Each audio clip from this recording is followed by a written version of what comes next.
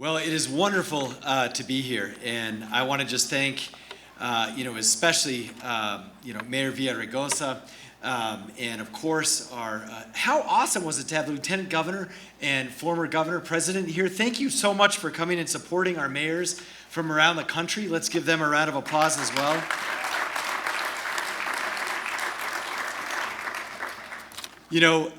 For Albuquerque, this is a really, really special occasion. And so I want to share a few things, but I also want to share that, the 20-something me, if you said name two mayors to myself like 20 years ago, I would have said Mayor Chavez, that was Albuquerque's mayor, some of you remember, and Mayor Villaraigosa. So what an honor to get this award and celebrate it with our city and with you. And in 2022, it's an amazing, I think, American story. So thank you so much for all you've done for putting this together and for Los Angeles and for America.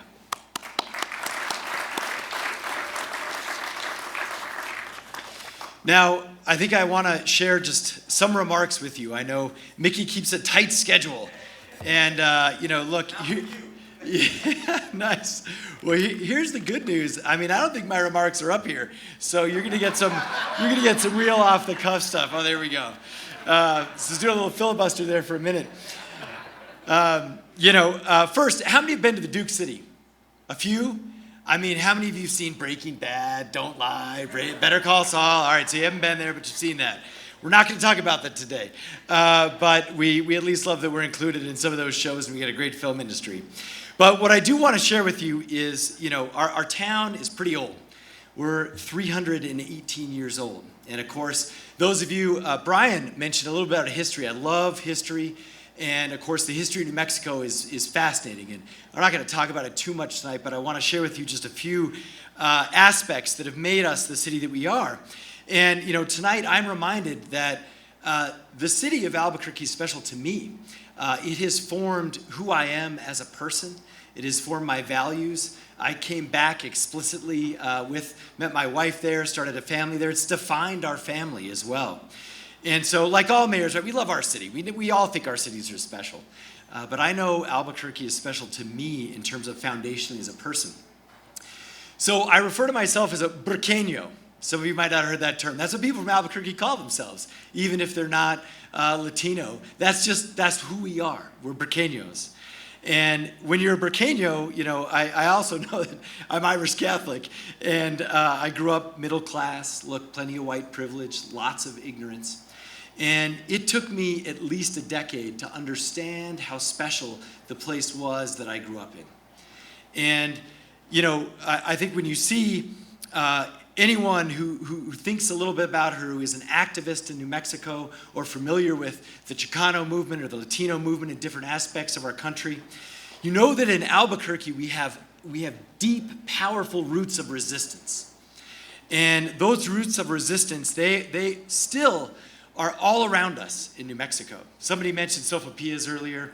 Look, our food, our music, our language, our Spanglish, our traditions, it is all around you in Albuquerque that we are a minority-majority city. So much so that term doesn't even make sense to us. We've always been that.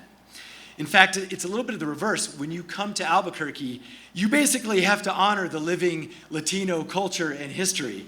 And I will tell you, especially if you want to survive in politics. So I came back home after being gone for about 10 years, and Brian shared some of my sojourns in Cambodia and other places. But I got involved in community organizing in a place called the International District.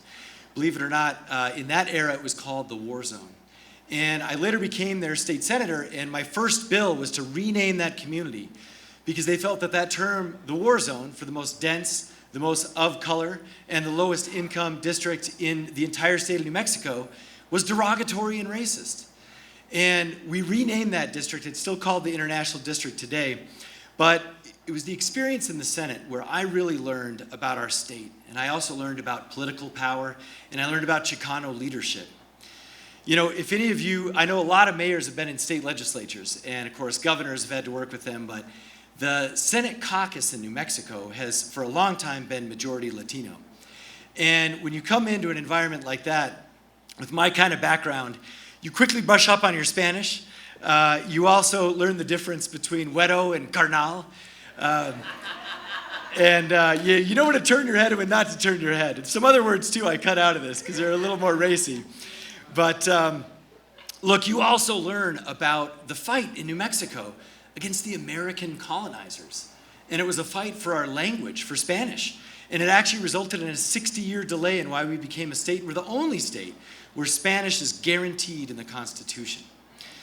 You also learn about the Chicano reclamation of power in the 70s because it had been taken by the Anglo movement in the 50s. And that continues even in the 90s where we had something called the Norteño movement. All of this is New Mexico stuff, but all of it means that I learned a whole lot from a lot of people. And I'm indebted to our Latino leadership for making me who I am today.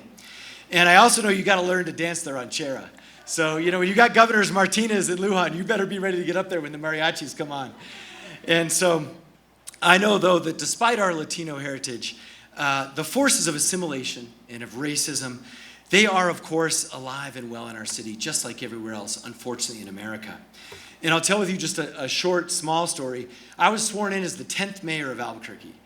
That doesn't make any sense. 10th mayor, we've been around for so long. And so I had our historians look into this. And of course, they found out, I live one block from Alcalde Street. And all of that history had been whitewashed out. It was as if Albuquerque was born in the 1970s. And we changed that now, by the way. We now have murals in the convention center and in the mayor's office and in the history museum that tell our whole history, from alcaldes to mayors. But I know I'm here today because of Latino leadership and Latino mentorship. And I know that I also run the city on the shoulders of a city cabinet that is 65% Latino. All our police chiefs, fire chiefs are Latino.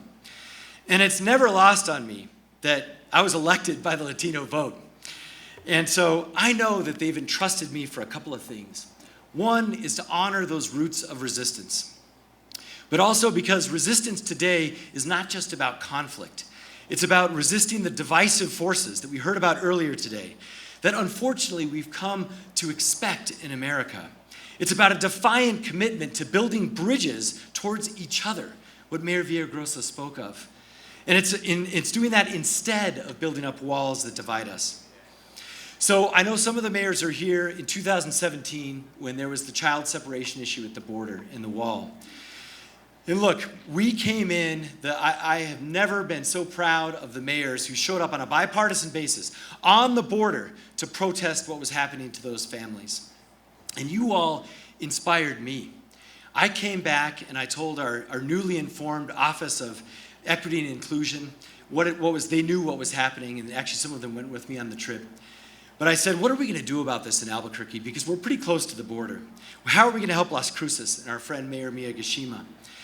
And they came up and they said, this is the beginning of our Office of Equity and Inclusion. I ran on that when no one knew what those words meant. And I had to spend time in TV debates explaining the difference between equity and equality. And now, fortunately, people know a little bit more. They understand a little bit more about those terms. But I want to let you know that we decided that our roots of resistance in that environment, it meant that we had to stand up against the separation of families, against the othering of humans. And it meant that we had to do something on our end to build a bridge for those individuals who were dehumanized. And we had to honor fundamentally who we were as a city. We are a city of immigrants and of indigenous peoples. We stand for bridges, not walls. And so we publicly and defiantly stood in the face of the presidential administration at the time. And we said, we welcome those refugees. We spent thousands, actually hundreds of thousands of taxpayer dollars providing hotel rooms for those families, health care, food. Thank you.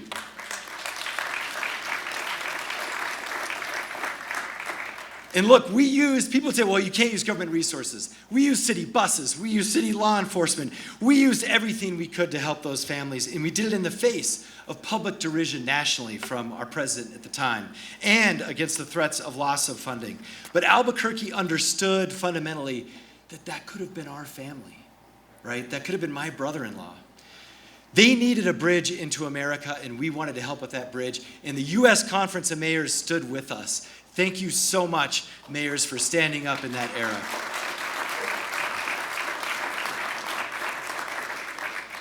So we have a saying in our city. It's called One Albuquerque. And for us, that's become a clarion call for us to play a role in unifying our city, for living out what Mayor Villaraigosa spoke of. And it's a commitment that it says it doesn't matter where you came from or when you got here, you are part of our community. And so for us, when we think of One Albuquerque, that's what guided us through COVID. And our Office of Equity and Inclusion did the same thing during COVID. They said, here's what we're going to do. We're going to do COVID response through an equity lens. And so we gave $30 million out in aid, and we never asked for documentation. And we still don't today. We helped every single person in our community, no matter what. And then we said, let's look at our neighborhoods. We got all this infrastructure money, and it was like, where has the money been going in our community? It's been going, of course, to the more affluent neighborhoods, the newer neighborhoods, or we divide it 9 ways because we have 9 counselors. That's wrong. It should go to the communities that need it most. That is institutional discrimination. So we reverse that. $100 million now going to our Latino historic neighborhoods, our communities of color, all because of the Office of Equity and Inclusion, which didn't follow orders from the emergency responders or our planning department. It was the reverse. In Albuquerque, they're cabinet level, and they give the orders. That's why we were able to do this. That's why our office is so effective. So I want to just share with you, I think, one other piece about our story in Albuquerque. And it, again, is about that Office of Equity and Inclusion. When we had the summer of social justice reckoning, when we had also high crime in our town, which we still have, and we had to reconcile 2 things in our community. Crime is going up. We don't have enough police officers. How do we support fighting crime? And then communities who said they wanted a different response. They didn't need a police officer. They needed help.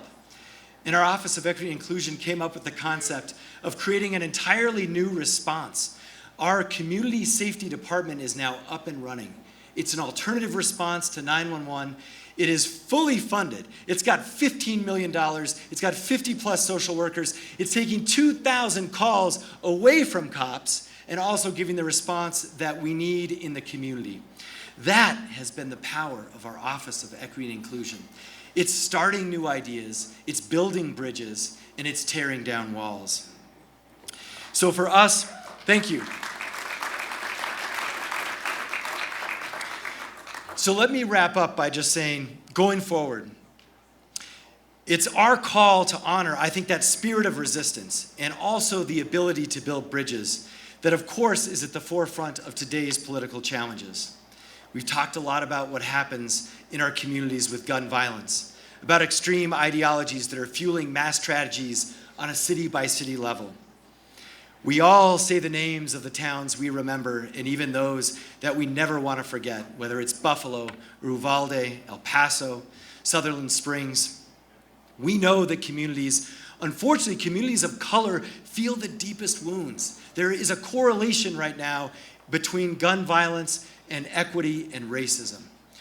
And that is yet another reason why I was so glad to see our vice president today and all our mayors join in unison to say we have reached a breaking point. We absolutely have to have action from our Congress. So resistance now, I believe, means standing up against the gun lobby. Let's just be clear. We cannot let them push us around. Resistance also means standing up against white supremacy. That was explicitly what Buffalo is about.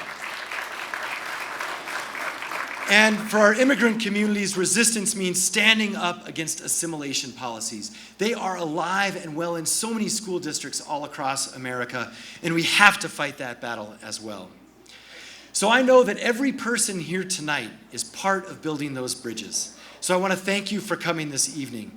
And I know whether it's even our corporate sponsors, their commitment to diversifying boards or to diversifying management or even having Latino and Latina voices in advertising, or it's the mayors who are dedicated to looking through things with an equity lens. We're all part of the bridge building that happens today, including, of course, this very network. That's what it's all about, building those bridges. And our master bridge builder, Mickey Ibarra, let's recognize him again. Thank you so much, Mickey. Thank you for connecting us tonight. Thank you for showing us the way forward. And on behalf of Albuquerque, New Mexico, thank you so much. Mil gracias. Thank you.